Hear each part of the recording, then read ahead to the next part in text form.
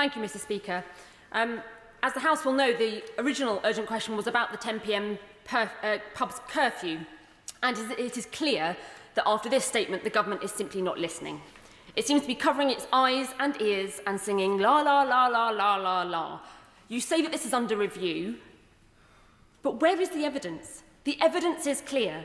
The 10 p.m. pubs curfew has been a hammer blow to hospitality, and turfing crowds of people out of COVID-secure venues onto the streets is putting lives and livelihoods at risk. Since reopening in July, Mr Speaker, businesses on every single one of our high streets have put blood, sweat and tears into making their venues COVID secure, but they are trading at a reduced capacity. And now with this pubs curfew, some of them have seen a reduction by a further 50%. The Prime Minister announced this blanket 10 p.m. closing time just last Tuesday. Within hours, the industry warned that it would lead to chaos on the streets, and it did.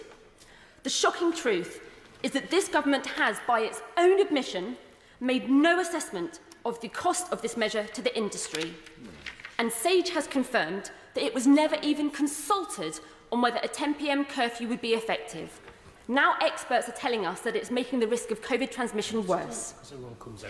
Public Health England's weekly surveillance reports are clear. Outbreaks of the virus in hospitality venues are responsible for less than 3% of all cases, and they have not contributed to any of the increase. And yet this government is making thousands and upon thousands of hospitality jobs unviable, undermining public health and killing our high streets. The government likes to talk about balance and tough choices that it has to make between public health and the economy. But the shocking truth is that the pubs curfew is bad for both, and the longer the government defends it, the more damage it will do. Mr Speaker, people are scared. Care homes are becoming prison-like, students are being locked up, and businesses are saying that without a further package of support, they will be closed by Christmas. I asked for some evidence behind this measure. He has provided none, and that is why this curfew must be scrapped today. Secretary of State. Thank you very much, Mr Speaker. I just want to correct the Honourable Lady on the point that she made about outbreaks. The measures of which the updated statistics will be published today by Public Health England, the measures that have led us to understanding the virus spreads most outside of households when other households meet together, including in hospitality venues, comes from the very backward contact tracing that the honourable member on the front bench for the opposition asked about.